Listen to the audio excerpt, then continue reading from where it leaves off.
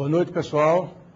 Sejam todos bem-vindos a essa nossa quarta aula, onde nós iremos tratar o tema normalização. Agora, vejam bem, eu vinha pelo corredor ali pensando o seguinte: tem alunos que vêm de muito longe, viajam quilômetros e quilômetros para vir aqui assistir às nossas aulas, e eu simplesmente digo boa noite a todos. Então, eu queria que vocês entendessem esse boa noite a todos como um boa noite individualizado, ok? Um boa noite personalizado para cada um de vocês. Essa é a intenção que eu tinha a dizer boa noite a todos. Muito bem. Agora, nós temos recebido muitos e-mails falando sobre o gabarito, né? Perguntando quando sai o gabarito. Então, vocês sabem que no portal tem um lugar específico que fala que a data do gabarito, a data de entrega é amanhã, dia 27, ok, pessoal? Então, vocês consultem lá, a gente tem boa vontade de responder, mas essa informação já está disponível lá. Como lá também tem o calendário inteiro dos eventos. Então, saibam disso para vocês próprios obterem a informação com grande facilidade, instantaneamente, né? Agora, sobre a prova que vocês fizeram, eu sinceramente desejo que todos tenham ido muito bem, ok? Mas aqueles que porventura não foram bem, lembrem que tem outras provas e vocês podem, digamos assim, melhorar a cada prova que faz. Basta apenas determinação, nada mais. É uma coisa que depende exclusivamente de vocês, ok? Agora, nessa nossa aula agora, nós vamos tratar do tema normalização, que vocês vão ver oportunamente, e vai ter uma inovação que nós vamos fazer no final da aula. Então, os 10 últimos minutos dessa aula, nós vamos fazer uma inovação que vou deixar como surpresa para vocês. Então, nesse momento, nós vamos fazer uma pequena revisão da aula passada com o professor Krishna, para quem eu passo a palavra agora. Vamos lá, professor Krishna. Boa noite, pessoal. Boa noite a todos. Espero que todos tenham tido uma ótima Páscoa e que tenham feito muito boas provas também. Na aula passada, nós tivemos o conceito do modelo IDEF 1x, né? Que foi mais um modelo para vocês, né, de nível de abstração conceitual e nível de abstração lógico também. Então, com esse modelo IDEF 1x, a gente teve a apresentação de conceitos como entidades, atributos, visões, relacionamentos, domínios. Uma série alguns desses conceitos já tinham sido vistos no modelo entidade-relacionamento e outros foram introduzidos no IDEF 1x, foram conceitos novos, né? Eu procuro traçar esse paralelo entre o IDEF 1x e o modelo entidade-relacionamento porque eles têm o mesmo objetivo, né? Que é modelar no nível conceitual e no nível lógico o teu banco de dados.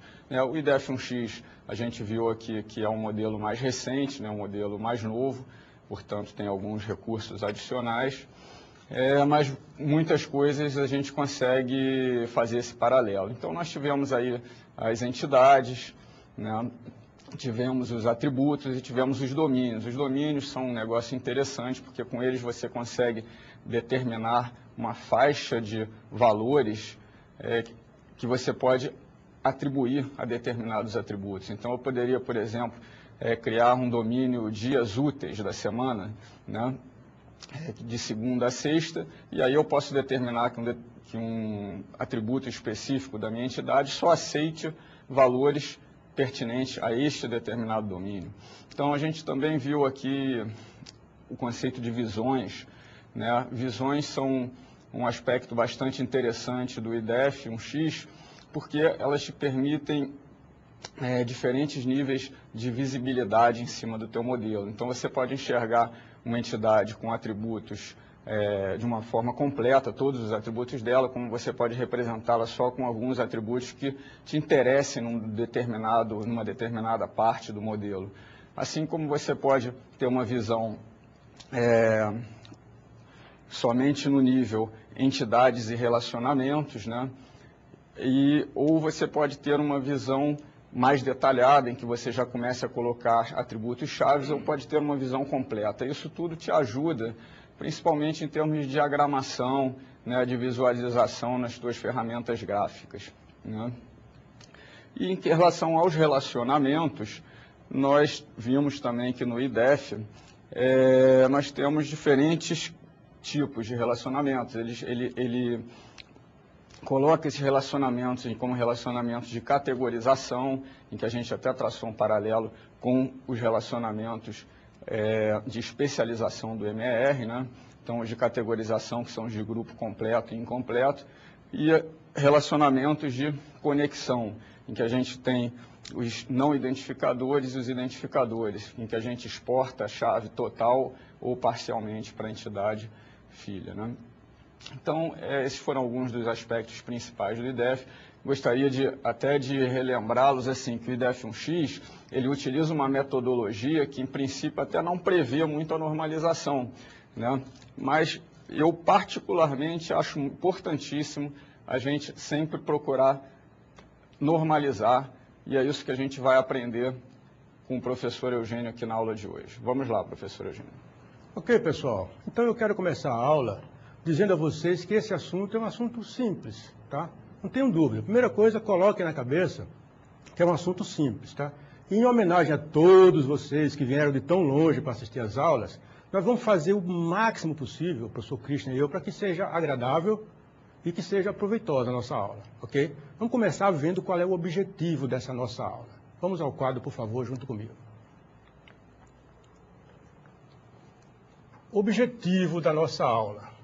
Nós vamos, nessa aula, aprender o processo de normalização do esquema de banco de dados até a sua terceira forma normal. Observem aqui a palavra normalização com a cor azul e também forma normal com a cor azul. Quando eu destaco com a cor azul, significa que eu vou, posteriormente, tentar explicar alguma coisa sobre isso, porque até agora não foi falado. E aqui a palavra terceira forma normal, tá? Eu vou explicar também na hora oportuna, ok? Então esse é o objetivo da nossa aula. Nós vamos aprender, não é, o processo de normalização. A palavra-chave da aula é normalização. Então, quando a gente fala normalização, precisamos primeiro saber o que é, né? Eu nunca costumo apresentar um assunto sem antes dizer o que é. Concordam comigo? Então vamos lá. O que é normalização?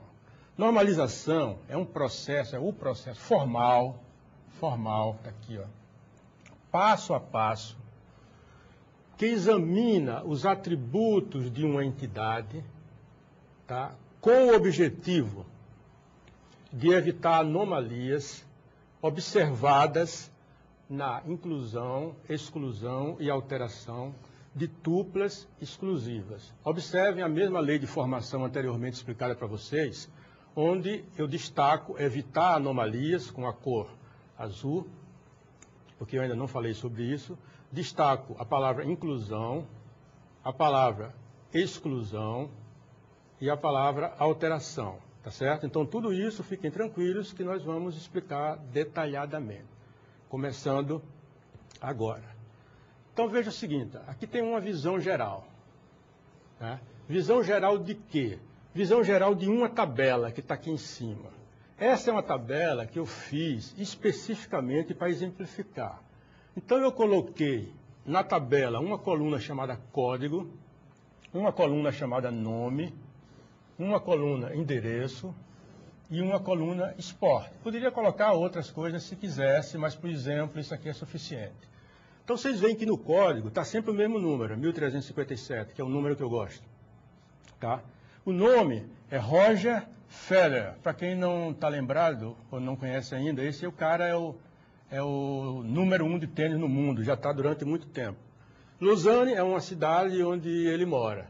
E o esporte que ele pratica principal é tênis, mas ele também pratica golfe, futebol e jet ski.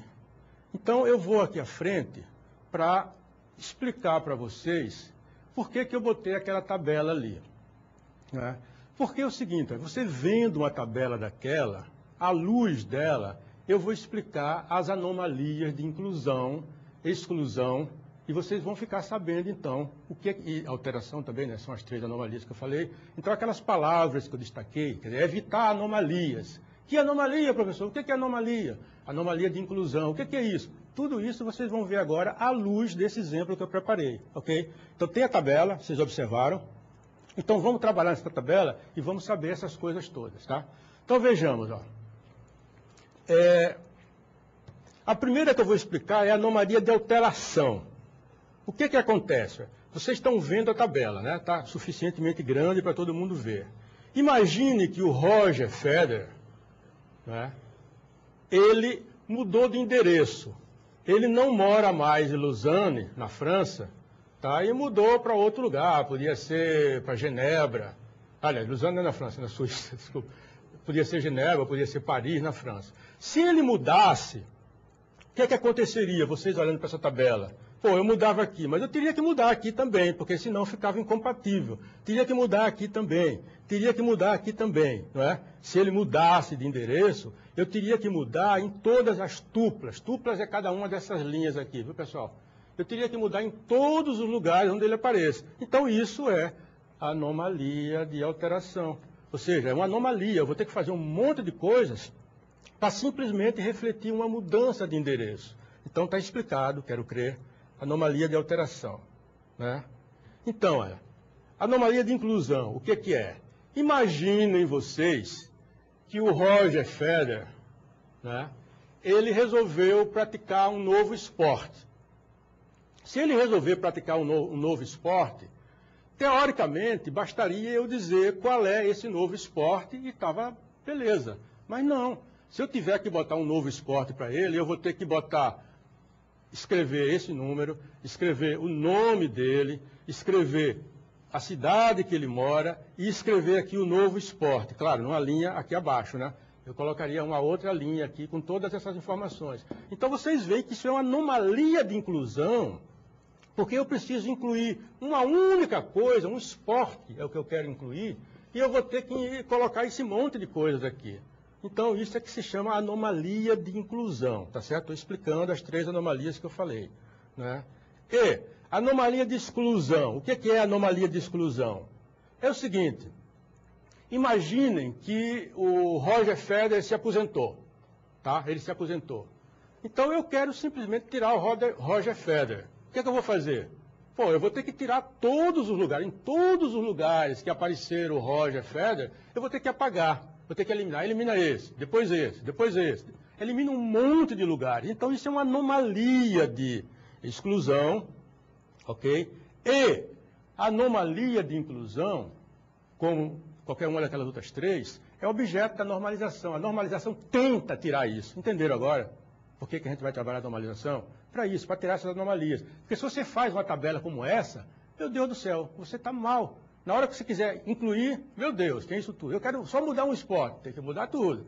O cara mudou de endereço, eu tenho que mudar em um monte de lugares. Estão entendendo direitinho? Então é por isso que a gente trabalha em normalização, tá? Então vamos lá para continuar. Olha aqui, ó. Ainda o exemplo de anomalia. Alguém poderia dizer, professor, então vamos fazer assim, olha. Bota só o código do carinha, né? O nome dele, o Lausanne, que é onde ele mora, e aqui você faz assim, ele tênis, ele golfe, ele futebol, ele jet ski. Eu diria, pô, legal, parabéns, gostei da ideia. Só tem alguns pequenos problemas aqui. Tá? O primeiro deles é que isso aqui não é uma tabela, né? Porque tem uma linha só e um monte de colunas aqui. Isso aqui não é tabela. Então isso aqui em banco de dados nenhum funciona. Então isso já jogaria por terra essa opção.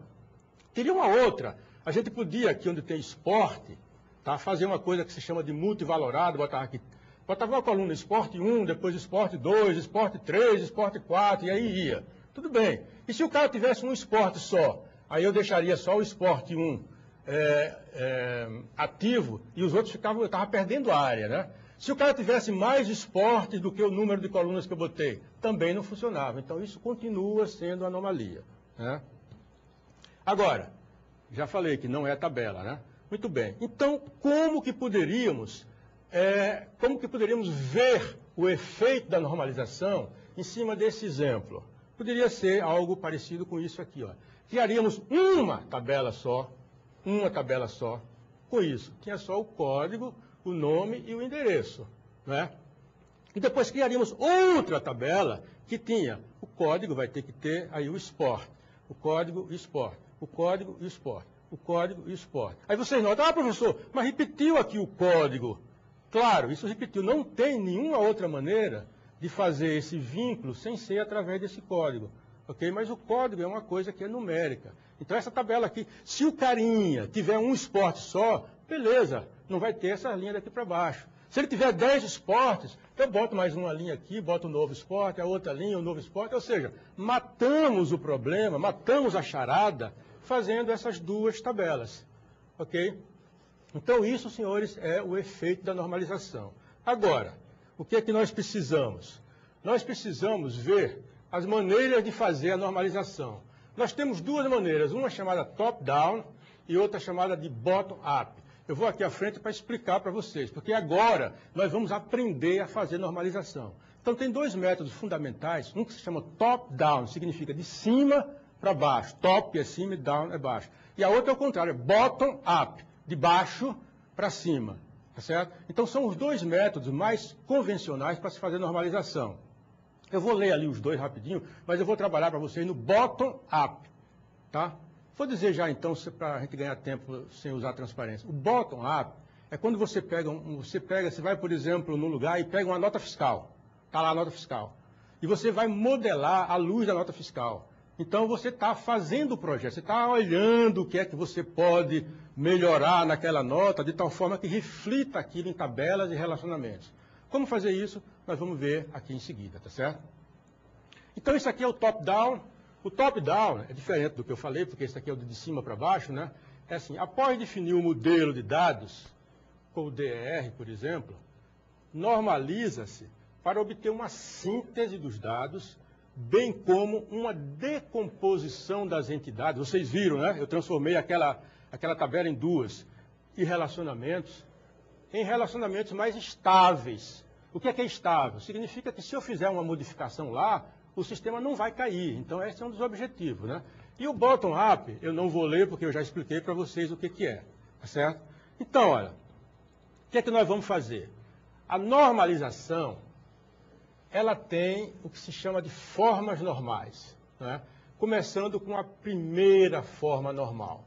Tá? Ela é vista em forma normal. Eu vou chegar aqui até a terceira forma normal, e com isso, aquele destaque que eu fiz na primeira transparência, em verde, falando terceira forma normal, com isso, quando eu chegar nessa terceira, estará explicada.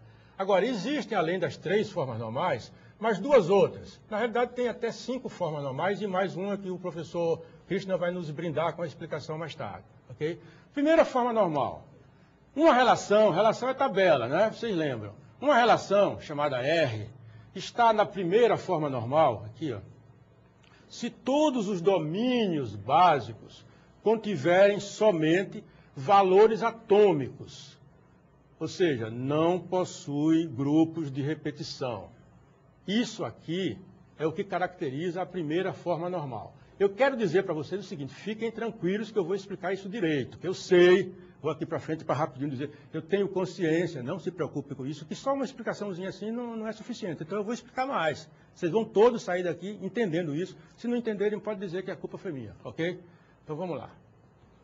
Aqui, ó, procedimento. O que é procedimento? Aqui é procedimento para transformar uma tabela ou várias tabelas na primeira forma normal, tá? Isso aqui é o procedimento para a primeira forma normal. O que é que eu faço, professor? Você faz assim, ó. Você identifica a chave primária da entidade. Graças a Deus, todo mundo aqui sabe tão bem quanto eu o que é a chave primária. Depois, você identifica o grupo repetitivos e remove e tira o grupo repetitivo. Vamos ver o que é isso. Depois você cria uma nova entidade, quer dizer, cria uma nova tabela, né, com a chave primária da entidade anterior e o grupo de repetição. Tá? Ainda tem mais 2 transparências para eu conseguir explicar essa primeira coisa. Então, a chave primária, tá, da nova entidade, que é da entidade que a gente criou, será obtida pela concatenação, quer dizer, vai ser uma coisa mais outra. De quem? Quem são essas 2 coisas? A chave primária da entidade inicial e a do grupo repetitivo. Ok? Então, olha, a gente vai fazer uma ilustração. Eu sempre faço, vocês já me conhecem, eu sempre faço uma ilustração para que a gente entenda mesmo, não fica um negócio assim nebuloso. Então, assim, olha, essa ilustração aqui, ela tem os seguintes dados. Eu botei um parêntese aqui para abrir, quer dizer, começam os dados aqui e acabam aqui, ó. Que dados tem? São dados extraídos, eu extraí isso de uma nota fiscal. É claro que isso aqui é parte dos dados da nota fiscal. Então tem o quê? Tem o número do pedido, tem a data do pedido, código do cliente, nome do cliente, endereço do cliente. E aqui em vermelho, se vocês conseguem ver que está vermelho, daqui até aqui está em vermelho, tem coisas que se repetem, né? Tem o código de um produto que aquela nota tem, e tem o nome do produto, mas tem também a quantidade que foi comprada daquele produto, tem o preço e tem o total. Se essa nota tiver outro produto, aparece novamente qual é o código do produto, qual é o nome do outro produto, qual é a quantidade do produto, qual é o preço do produto e qual é o total desse item. E essa coisa aqui se repete tantas vezes, quantos forem os itens daquela nota. Se uma nota tiver 10 itens, isso aqui se repete 10 vezes. Isso que eu estou mostrando aqui, ó. Código do produto 1, do produto 2, até 10, tá certo? Então, é esse trabalho aqui, isso aqui é a ilustração. Nós vamos trabalhar em cima disso para mostrar como é que a gente faz a primeira forma, depois a segunda, depois a terceira. Ok? Então, ó, normalização. Olha só. O pedido, a gente vai formar uma tabela pedido que tem, ó, o número do pedido, tá certo? Que está com um risquinho aqui embaixo para dizer que essa é a chave primária.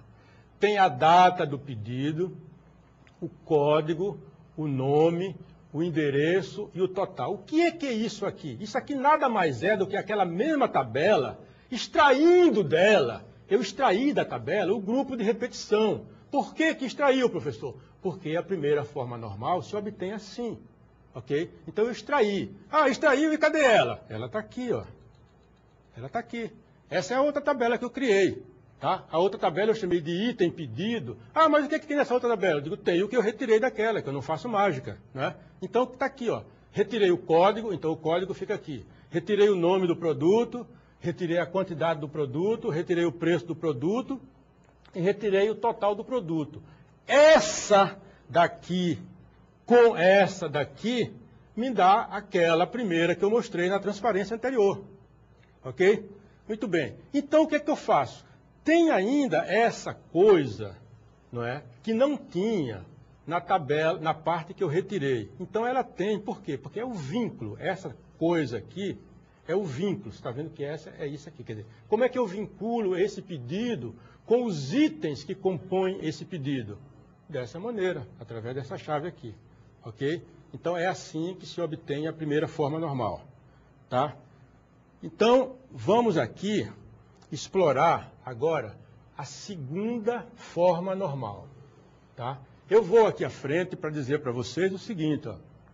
Por que estou fazendo primeira forma, depois segunda, depois terceira? Para que eu deixe o modelo, digamos assim, fácil de trabalhar por um banco de dados, por um sistema gerenciador de banco de dados. Se eu fizesse uma tabela ruim, aí eu ia ter problemas o tempo inteiro. Eu queria alterar uma coisa, aí, pô, tem que alterar um monte de lugares. Aí esquece de alterar no lugar, fica uma coisa inconsistente. Até o seu gerente, o seu chefe, pode lhe gozar, dizer, pô, se eu tiro um relatório, sai de um jeito. Se eu tiro, sai de outro. Você prefere que eu tire qual dos dois? Quando o cara disser isso, o cara tem que pedir demissão, botar o braço e ir embora, porque está mostrando que o cara não sabe o que está fazendo. Então vocês vão ser doutores nisso, vão ser expertos. Então tem, tá? E é bem simples, como eu disse, não tem, vocês têm só que praticar. Primeiro olhar aqui, pegar o jeitão e começar a praticar, que vocês vão ver que é tranquilo. O professor Cristian é expert nisso aí, ele diz para a gente que realmente é.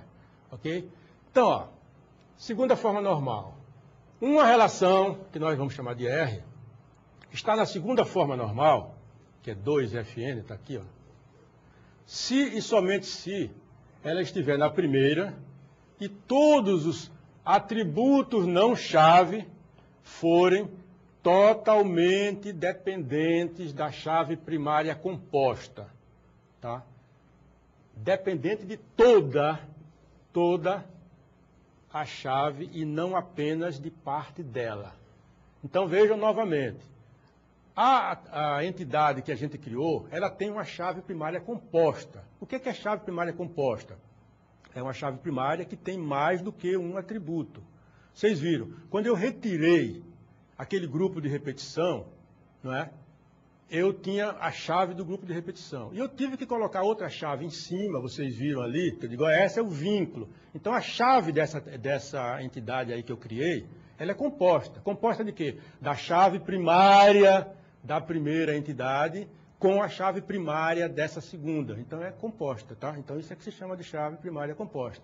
E por que o professor fez isso? De onde que veio isso? Veio daquilo que eu acabei de dizer para vocês, de como fazer a primeira forma normal.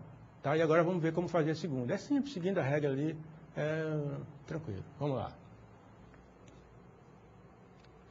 Então, ó, sempre, anotem isso, sempre eu falo tal forma normal e depois eu vou dizer o procedimento para aquela forma normal. Então, claro, esse procedimento aqui é o procedimento para a segunda forma normal. E tem que dizer também o seguinte, anotem isso, por favor. Se eu estou na segunda forma normal, tá, obrigatoriamente eu já passei pela primeira forma normal. Se eu estou na terceira forma normal, obrigatoriamente eu já passei pela segunda. Matematicamente, a gente diz assim, se eu estou numa forma normal I, automaticamente eu estou também na forma normal I menos 1, tá certo? Mas eu não quis dizer matematicamente não, eu quis dizer assim para ficar mais tranquilo para todo mundo, né? Então, olha, como é que a gente faz para colocar na segunda forma normal? Para colocar na segunda forma normal, a gente simplesmente identifica os atributos que não são funcionalmente dependentes de toda a chave primária. Tá? Vocês vão ver no exemplo o que é que significa funcionalmente dependente, mas já dá para sacar aí, né? Que depende, que você ele depende de uma função de alguma coisa. Em função de alguma coisa eu posso chegar a outra. Né? E depois que fizer isso, você remover da entidade todos esses atributos identificados e criar uma nova entidade com eles, ok? Leiam com bastante atenção essa primeira parte e essa segunda parte que compõe o procedimento para que nós passemos da primeira forma normal para a segunda.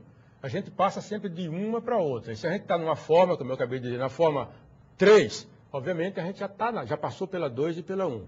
Tá? E essa outra parte aqui também, que você só faz depois que fizer isso, fazendo as duas, você passou o seu modelo para a segunda forma normal, com o objetivo de tornar o modelo mais seguro, confiável, né, para trabalhar depois com o sistema gerenciador de banco de dados. Esse aqui é o objetivo da gente estar normalizando as tabelas de um determinado modelo. Né? Muito bem. Agora, para fechar, lembrem bem, olha, para cada forma normal que eu estou passando para vocês, eu estou dizendo o que é, tá? Estou dizendo qual é o procedimento para fazer isso, tá certo? E estou mostrando depois como fica também a chave primária para aquilo ali, tá certo? Sempre mostrando isso. Então agora eu estou mostrando a chave primária. A chave primária dessa nova entidade será o atributo do qual os atributos removidos são funcionalmente dependentes, tá? Isso aqui vai ficar bem claro no exemplo que a gente vai ver em seguida, mas vamos então primeiro entender, ó, tá? O que é que vai ser a chave primária dessa nova entidade que criamos? Tá aqui, a chave primária da nova entidade será o atributo é uma coluna, né? Do qual os atributos removidos, quer dizer, as colunas removidas, são funcionalmente dependentes, que dependem. Né? Vai ter um atributo que as outras dependem dela, as outras colunas, os outros atributos. Então, isso se chama de funcionalmente dependentes, e a gente vai ver aqui. Ó. Então, olha só. Aquela tabela anterior, item pedido, tá? Está aqui, ó. Olhem para aquela tabela. Ela tem o número do pedido, que por estar grifado aqui, significa que isso aqui é chave, né? E código do produto, que significa que aqui é chave também. Ou seja, esse elemento aqui, junto com esse, compõem a chave primária composta dessa entidade, né? Da entidade item produto. Agora, aqui eu coloquei, ó, eu coloquei em vermelho, atentem para isso, o nome do produto e o preço do produto. Por que eu coloquei em vermelho o nome do produto e o preço do produto? Porque, vê se vocês concordam comigo. Se não concordarem, pode dizer daí que eu estou ouvindo. Ó, o código do produto, com o código do produto, eu sei facilmente quem é o nome do produto, quer dizer, qual é o nome do produto e qual é o preço, não é verdade isso? Então, esses dois caras aqui, ó, esse carinha aqui, com esse carinha aqui, eu posso chegar a eles através desse código aqui, não é verdade? Concordam, né? Muito bem, então o que é que se faz, ó? Pronto, está aqui, ó. Se vocês olharem bem, essa setinha está dizendo, eu obtive dessa entidade daqui de cima, uma outra que eu chamei de produto, onde eu separei coisas específicas do produto, para ficar na segunda forma normal. Então, o que é que tem? Está aqui. Ó. Se você olhar, esse elemento que está aqui, mais esse que está aqui, mais esse que está aqui, eu passei para cá para baixo. Simplesmente isso. É muito simples, pessoal. Tudo é simples quando a gente entende, né? Então está aqui, ó, está na mesma cor. Aqui está verdinho, né? Isso aqui está verdinho. Aqui também está verdinho, né? Os dois estão vermelhos, né? Aqui também estão vermelhos. Então, simplesmente, eu obtive essa outra tabela chamada produto. Professor, como é que eu obteve? Eu obtive daqui, dessa tabela daqui de cima, né? Extraindo, conforme o modelo diz, aqui, ó, esse cara me leva a esse e esse. Então, eu tirei esses três carinhas daí e montei uma tabela com ele. Quer dizer, se eu tenho o código do produto, eu chego diretamente no nome do produto e no preço do produto. Não tem mistério. Código tal, qual é o preço? Esse. Qual é o nome? Esse. Isso aqui é funcionamento dependente, tá? Segunda forma normal. Muito bem. Aí, vamos então agora ver como chegamos até a terceira forma normal, que a gente chama de 3FN. Tá?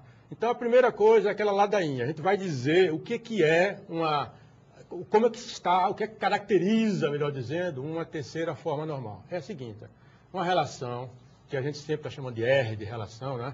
Está na terceira forma normal, se estiver na segunda, já falei isso, né? E todos os atributos não-chave. Atributo não-chave, como o nome diz, é um atributo que não caracteriza univocamente um registro, não é? É não-chave. Forem dependentes não transitivos da chave primária. Vocês vão ver já o que é isso. Tá? Então, aqui significa o seguinte, cada atributo, né, for funcionalmente dependente apenas dos atributos componentes da chave primária, ou se todos os seus atributos não-chave, nós estamos aqui falando só atributo não-chave, tá, forem independentes. Então, se você encontrar uma tabela que tenha essa característica, você diz, opa, está na terceira forma normal. Né? Mas se não tiver, o que é que eu vou fazer? Eu tenho que saber como colocá-la na terceira forma normal. E é isso que eu vou mostrar no próximo slide aqui. Procedimentos. Né? Procedimento significa o que é que vamos fazer para passar esse modelo para a terceira forma normal. Duas coisas. Primeira, identificar todos os atributos que são funcionalmente dependentes de outros atributos não-chave. Tá? Primeira coisa, a gente vai e faz isso aqui. Né? Segunda coisa, a gente remove esses caras, né, e cria uma nova entidade com os mesmos. Né? Então, a gente faz essas duas coisas. Primeiro, identifica e depois você remove. Tá? Remove isso, tira dela e você cria uma outra. Você cria uma outra. Né? Então, olha, eu tenho que ir aqui à frente para explicar uma coisinha antes de continuar isso aí. Que é assim, olha, cada vez que você passa de uma forma, por exemplo, 1 para 2, ou 2 para 3, ou 3 para 4, você vai aumentando o número de tabelas do seu modelo. Tá certo? Por isso que na prática, o professor Christian é expert nisso, sabe, a gente não, nunca, desculpe, nunca exagero, eu até já passei, mas a gente usualmente fica satisfeito quando chegamos na terceira forma normal. Certo? Então não adianta o cara refinar, eu vou refinando, vai aumentando o número de tabelas, as consultas ficam mais lentas, ficam mais difíceis de serem elaboradas. Então a prática diz, olha, cara, chegou na terceira, pode parar que tá bom, não precisa refinar mais do que isso. Por isso que nós vamos até a terceira. Mas existem outras além da terceira, o Christian vai falar daqui a pouco. Tá? Então é assim, a gente vai refinando até chegar numa situação satisfatória. O cara, para que satisfatório? Por quê? O que é satisfatório? Satisfatório, do ponto de vista de DBMS, é um modelo que a gente não tem aquelas ambiguidades. Se eu for fazer uma alteração, eu faço a alteração num lugar só e está bom. Imagine, eu tenho o endereço de alguém que sei que é tal lugar, né? Aí mudou. Bastaria mudar aquele endereço do lugar. Mas se tiver uma anomalia, se eu mudar naquele lugar, não resolve nada, porque em outro lugar permanece do mesmo jeito. Isso se chama anomalia. E a normalização vai fazendo isso até tirar todas as anomalias, né? E quando a gente chega na terceira forma normal, a gente está feliz da vida. Então nós vamos chegar aqui na terceira forma normal, baseado naquele modelo, ok? Vamos comigo. Aqui, ó. A chave primária da nova entidade, né, ela será o atributo do qual os atributos removidos são funcionalmente dependentes. Vocês lembram que eu falei que cada vez que eu falo numa forma normal, eu digo o que caracteriza, digo como fazer e depois mostro como é que a chave fica. Então aqui eu estou na terceira forma normal, né, e estou mostrando como que a chave fica, né? A chave primária dessa nova entidade. Vocês sabem que a cada vez que eu vou refinando o modelo, eu vou criando nova entidade, não é verdade? Vai ficando nova, eu vou criando. Então, é claro que deve existir um limite, porque senão o modelo cresce muito e fica difícil de trabalhar com ele, fica mais lento, perde performance e assim por diante. Então, será quem? Será o atributo. Qual atributo? Do qual os atributos removidos são funcionalmente dependentes, tá? Com isso, a gente viu qual é a chave. Vocês fiquem tranquilos que vocês têm essas transparências disponíveis, depois vai olhar com mais calma em casa e ficar cada vez mais familiarizados com ela, né? Agora, vejam como a gente tem agora a normalização daquele aquele conjunto de atributos que eu mostrei no começo, né? Lembra daquele primeiro? Digo, olha, vamos trabalhar isso aqui, vamos fazer um exemplo em cima disso. Então, nós colocamos aquela primeira transparência, que tinha código do pedido, nome, um monte de coisa repetida com aquela chave vermelha aqui, vocês lembram, né? Então, a gente já normalizou. Então, vamos ver como que ficou normalizado. Quais as tabelas que compõem esse ambiente agora normalizado. Então, a primeira delas é a tabela pedido. A tabela pedido, ela está normalizada. Ela já está na terceira forma normal. Então, ela fica assim, ó. O número do pedido, com um tracinho aqui embaixo para dizer que isso aqui é a chave primária do pedido, e os outros atributos, por exemplo, tem data do pedido, aqui eu vou normalizar ainda, me perdoe, tá? Data do pedido, e aqui aquela mesma estrutura que eu coloquei verde, e depois o que depende dele, que é o endereço do cliente e o nome do cliente, depende do código do cliente. Da mesma forma, ou seja, de forma análoga ao código do produto, com o nome do produto e com o preço do produto. É análogo, né? Então, daqui, a gente chega assim, ó. A gente passa desse aqui, cria mais a entidade cliente. Professor, como é que surgiu o cliente? Surgiu daqui, ó. Tá vendo que tem aqui cliente, né? O cliente caracteriza, quer dizer, o código do cliente, me perdoe, caracteriza o nome, quer dizer, se eu sei o código, eu sei quem é, quer dizer, eu sei o nome dele, e sei também o endereço. Poderia saber outras coisas se tivesse no modelo. Então eu peguei isso que está aqui, passei para cá para baixo. Nada mais é do que passar. E essa setinha que eu coloquei aqui, ó, está dizendo, ó, dali, disso que está aqui em cima, eu obtive essa tabela de cliente normalizadinha. Cliente, eu tenho uma tabela que só fala de cliente. Professor, o que tem nessa tabela? Ah, só tem mesmo o código do cliente, o nome do cliente e o endereço. O cara, mas só isso, por que não tem sexo? Não tem porque a gente não quis botar. Por que não tem CPF? Pela mesma razão, mas poderia botar aqui sexo, né? Poderia colocar CPF, quer dizer, tudo isso, quer dizer, o sexo do cliente, com o código dele, eu sei qual é, o CPF do cliente, com o código dele, eu sei qual é, o nome do pai, com o código eu sei, e assim por diante. Mas no nosso exemplo não tinha sexo, nem CPF, nem nome do pai, por isso que não aparece aqui, ok? Então, olha, chegamos a isso, né? Muito bem. Então agora, senhores, quando a gente chegou a isso, eu posso mostrar para vocês o que ficou no final. No final. Agora está aqui a palavra normalização, vocês não estão vendo nada na tela. Por quê? Porque eu vou bater na tela e aparece a primeira tabela normalizada. É a tabela pedido. Tá? Está normalizada até a terceira forma normal. Como é que ela fica? Fica exatamente assim. Olha. Tem o número do pedido, né? Tem o número do pedido, que é a chave primária, tem a data do pedido, tem o código do cliente que fez esse pedido e tem o total do pedido. A pessoa diz, mas o total do pedido como é que eu sei? Como você sabe, você vai calcular isso, mas é aqui nesse lugar, é aqui nessa entidade que deve estar o total do pedido. Quando alguém vai consultar o pedido tal, qual foi o total? Ele vai ver aqui, ó. Ele não tem que consultar em vários lugares, não, ele consulta num único local. Então essa tabela está normalizada até a terceira forma normal. A outra tabela é a tabela de cliente, tá? Tabela de cliente também está na terceira forma normal. O que é que ela contém? Ela contém o código do cliente, que é chave, e a gente assinala através dessa linhazinha, tá? Tem o nome do cliente e tem o endereço do cliente. Quer dizer, essas coisas estão intimamente relacionadas ou facilmente obtíveis através disso aqui, ó. Se eu tenho o código do cliente, eu sei o nome do cliente e eu sei o endereço do cliente. Se o endereço do cliente mudar, muda só aqui. Eu posso ter, vocês podem ter centenas, milhares de clientes, mas só num lugar que tem o endereço dele. Então, se a pessoa mudar de endereço, você mexe aqui e está ótimo, né? Porque sempre que você quiser o endereço, você vai procurar aqui. Então, aquelas anomalias todas desaparecem ao fazermos a normalização. Mas tem ainda mais duas tabelas que foram geradas para normalizar. Uma delas, a penúltima, é essa aqui, ó. Tá? Item pedido.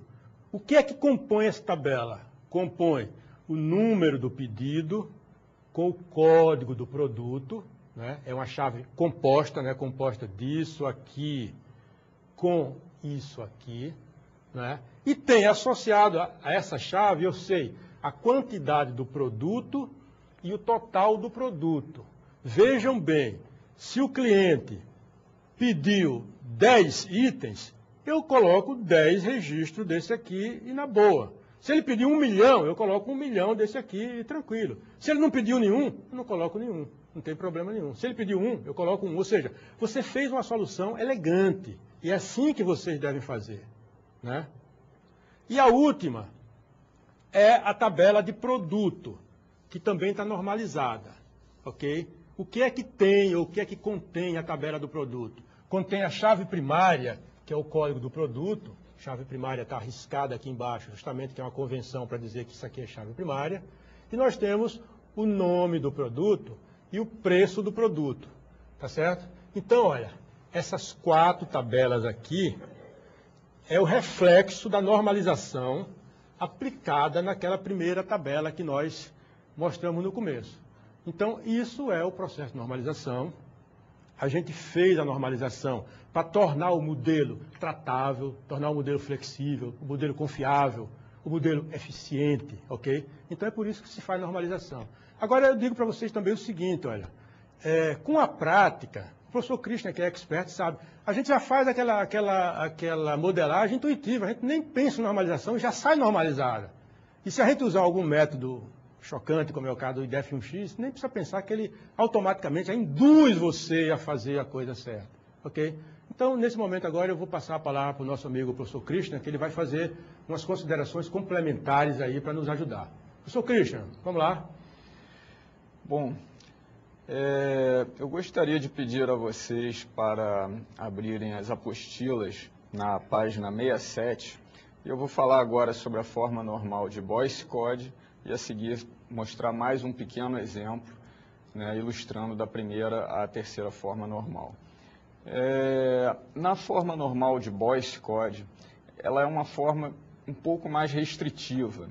Mas eu gostaria de colocar para vocês o seguinte: normalmente, na maioria dos modelos, você não precisa chegar até a forma normal de Boyce Codd, porque quando você chega na terceira forma normal, né, automaticamente o modelo já vai estar modelado de acordo com a Boyce Codd Normal Form, né? Eventualmente, pode ter alguma situação específica em que você tenha que realmente tentar aplicar essa regra que eu vou passar agora, que é o seguinte: na forma normal de Boyce Codd, todo atributo determinante, ele é chave candidata, né? Então, se eu tiver um atributo x que determina y, x tem que ser uma superchave, tá? É isso que diz a forma normal de Boyce Codd. Então, a gente tem aí no exemplo, na apostila, a gente tem uma tabelinha aí com aluno, disciplina e professor, né? É uma tabelinha em que, hipoteticamente, né, um professor só leciona uma disciplina. Então, a gente teria uma lista de alunos com as disciplinas que eles cursam e os seus professores, né? Essa tabela, ela apresenta claramente uma anomalia de exclusão, porque se eu tiver, por exemplo, uma turma em que eu não tenha alunos, né, eu perderia a informação de que professor leciona aquela disciplina, né? E por que eu tenho essa anomalia de exclusão? Porque o meu atributo professor determina a disciplina. Então, se professor determina a disciplina, ele tem que ser uma superchave. Então, o que a gente tem que fazer para colocá-la em Boyce Codd Normal Form? Tem que decompor essa tabela, né? Na decomposição dessa tabela, como vocês podem ver aí na apostila, você terá, então, uma tabela aluno-professor e uma outra tabela com a professor-disciplina, que professor é chave. Então, a gente teria atingido essa forma normal. Agora, eu gostaria de pedir a vocês para irem até a página 60 da apostila, tá? E eu vou ilustrar esse exemplo de projeto. Na realidade, a gente tem o quê? A gente tem projeto, né, projetos nos quais estão alocados empregados, né, funcionários, né, de uma empresa. Então, no primeiro exemplo, a gente tem aqui uma tabela projeto, em que eu tenho o número do projeto, o tipo, o nome do projeto, e a seguir uma série de atributos que são multivalorados, que são o CPF, nome do empregado, categoria, salário, data de início no projeto e tempo de alocação, né?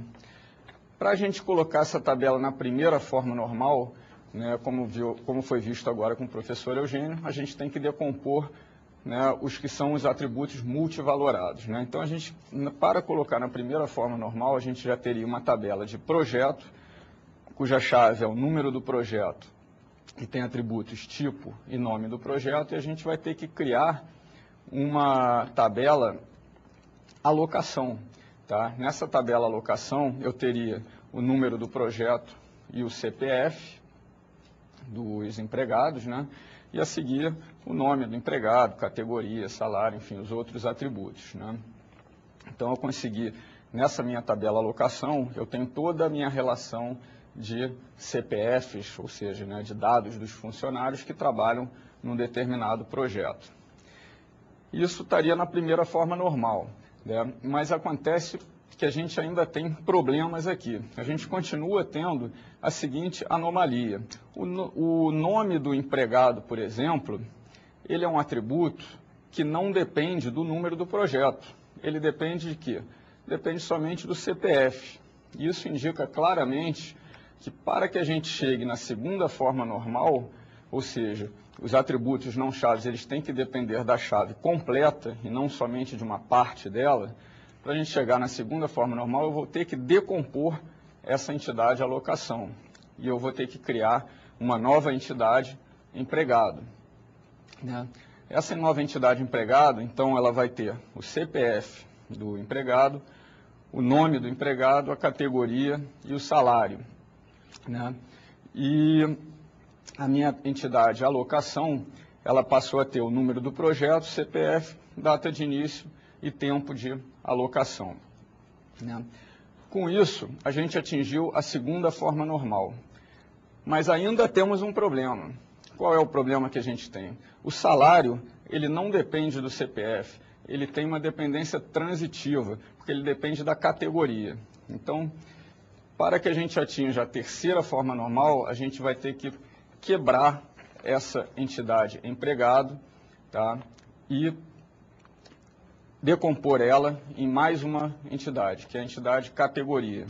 Tá? Então, a gente passou a ter uma entidade categoria, com chave categoria, atributo salário, a seguir uma entidade empregado com chave CPF, nome do empregado e uma chave estrangeira categoria, em seguida uma entidade projeto com número do projeto, tipo e nome do projeto, e por fim uma entidade alocação com o número do projeto e CPF como chaves compostas, data de início e tempo de alocação, que seria realmente o nosso modelo em terceira forma normal.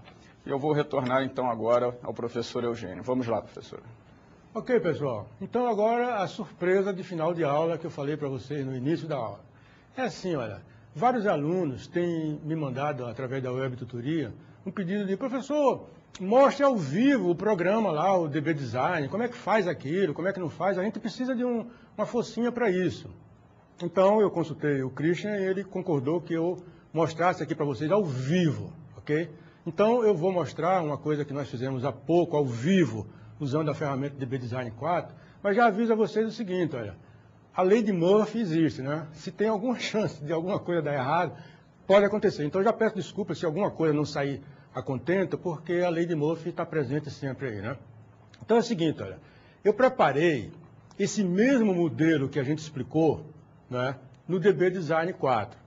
Vou mostrar a vocês ele já preparado, depois eu vou sentar no computador que está aqui à minha frente e vou começar a brincar um pouquinho para vocês verem ao vivo, ok? Então primeiro vamos ao quadro ver esse modelo pronto no DB Design e eu vou aproveitar para explicar algumas coisas do DB Design 4 que são interessantes que vocês saibam, ok? Vamos comigo, por favor. Olha, estamos agora, esse ambiente que nós estamos aqui, é o ambiente do DB Design 4. Tá? Está aqui a ferramenta, DB Design 4. Eu, cuidadosamente, tentei colocar tudo bem grande, porque senão vocês não iam ver. Então tem aqui, ó, essa de cá é a tabela cliente. Né? Cliente. Aqui está CLI, código. Essa parte de cima representa a chave. E além da convenção dizer isso, nós botamos também, quer dizer, o modelo DB Design coloca uma chave para indicar, para reforçar a existência da chave primária. E aqui embaixo tem o nome e o endereço. Uma observação que vocês podem estar se questionando é o seguinte, professor, mas no modelo eu não vi essa coisa de CLI código, nem CLI nome, nem CLI endereço. Não, não viram.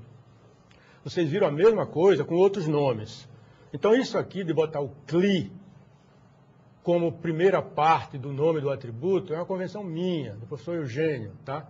Vocês podem usar se acharem que vale a pena. Eu uso sempre assim, as 3 primeiras letras para indicar o nome, tá, da entidade. E depois o próprio nome do atributo. Então está CLI, código, CLI, nome, CLI, endereço, ok? Então essa é a tabela do cliente. Vou passar para o lado de cá para mostrar como é que ficou a tabela de produto normalizada. Ok? Então a tabela produto, a chave está aqui em cima, né? Código do produto, que eu chamei de PRO código, né? Aqui a chavezinha. Tem o nome e tem o preço. Ok? Muito bem.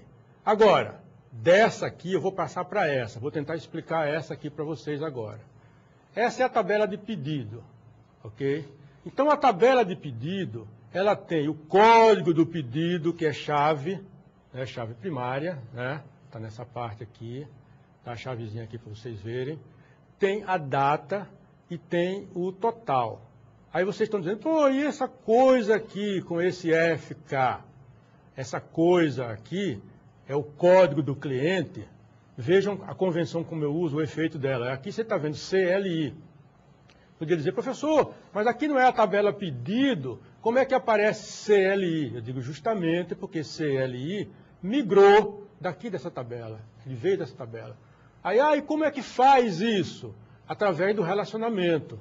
Eu vou, daqui a pouco, sentar no computador para mostrar para vocês como é que isso aqui, ó, automaticamente vem dessa tabela de cliente para essa tabela de pedido, tá? A ferramenta faz isso para nós com uma grande facilidade. Eu vou mostrar ao vivo para vocês, ok? E essas outras duas são atributos próprios da entidade pedido, tanto é que começa com PED, ok? Muito bem. E essa última aqui embaixo, ela tem, ó, a quantidade e tem o total o valor total do item, né? Tem só essas duas coisas. E vocês veem que a chave aqui em cima é uma chave composta, não é? Ó, tem duas coisas, tem isso e isso. Então, esses dois juntos é que compõem a chave primária da entidade item pedido, por isso que se chama de chave primária composta, tá? É simples, é só saber. Tem mais de um atributo? Tem. Então, é chave primária composta. Muito bem. Então, isso aqui, ó, esses dois carinhas, você, na hora que está escrevendo ou montando a sua entidade, você coloca. Esses dois aqui, eles vêm automaticamente. Quando tem fora aqui, significa chave estrangeira, veio de algum lugar. Então, é fácil de ver. PRO, se é PRO, ele veio daqui de produto, né? E se é PED, ele veio daqui de pedido. Está vendo como a convenção ajuda, né? Produto e pedido. Mas como é que veio, professor? Ele veio sozinho? Eu digo, veio sozinho, simplesmente com uma pequena ajuda sua através do relacionamento. Quando você faz o relacionamento, isso aqui vem sozinho, tá certo? E quando você faz o relacionamento, isso aqui vem sozinho. Então eu vou agora para o computador para que vocês acompanhem de lá o que vai acontecer ao vivo, ok? Eu vou primeiro, antes, me perdoe, eu vou apagar isso que está aqui no quadro, para que vocês vejam lá no computador, já bonitinho, ok? Eu vou apagar isso que está aqui e vou lá ao computador, porque isso aqui está rodando no computador agora, viu, pessoal? Isso aqui está rodando no computador agora. Então eu vou lá, apagar assim, para ir mais ou menos rápido, para a gente aproveitar bem o tempo, né? E vou lá no computador e vamos ver o que está acontecendo. Então, olha, eu já estou no computador, aqui na frente, ok? Muito bem. Então, ó, eu vou pegar, só para vocês verem, isso aqui é um relacionamento, ó. Essa coisa aqui, ó, que o que tem é um relacionamento. Eu vou apagar esse relacionamento. Fiquem espertos e vendo. Eu vou apagar. Então é isso, delete. Ok, confirmei, apaguei. O que aconteceu aqui, ó, nessa área que eu estou grifando para vocês? Desapareceu daqui aquele código do cliente. O código do cliente, que é esse, que estava aqui nessa parte de baixo, desapareceu. Por que desapareceu? Porque eu tirei o relacionamento. Ok? Eu tirei, por isso que ele desapareceu. Então, eu vou fazer a mesma coisa aqui embaixo. Ó. Eu vou clicar, selecionei essa parte aqui de baixo e vou tirar fora o relacionamento. Observem o que vai acontecer. Ó, selecionei. Desapareceu daqui, desse conjuntinho que eu estou grifando para vocês, o PRO código. Por quê? Porque ele vinha daqui, ele desapareceu. Se eu tirar esse outro relacionamento aqui, e vou fazer para vocês verem, ó, confirmei, desapareceu também aqui, ó, está sozinho. Tá? Então vejam bem, como é que faz para esse código daqui vir para cá automaticamente? Você faz um relacionamento. Como faz, professor? Você vem aqui, esse relacionamento é de 1 para N. Então eu clico aqui, voa, produto para item pedido. E vocês veem, ó, ele chegou aqui sozinho. Viu que facilidade? Eu não fiz grandes coisas, né? E agora eu vou fazer esse outro de volta para vocês verem, vem daqui para cá. Então tá de estão de volta os dois códigos provenientes de pedido e de produto, que é a chave primária, ok? Então, senhores, tem ainda uma série de coisinhas aqui em cima, mas eu vou pedir permissão a vocês para vir falar agora, olhando para vocês aqui na frente, e dizer o seguinte, ó. Nós vamos encerrar a aula deixando a vocês a missão e a curiosidade de explorar um pouquinho isso que eu acabei de dizer. Tá? Depois, oportunamente, eu vou mostrar também a vocês como passar essas tabelas que você criou para o modelo físico automaticamente para submeter ao MySQL. Então, eu me despeço de vocês aqui agora, desejando que tenham tido um bom proveito nessa aula. Até mais, então.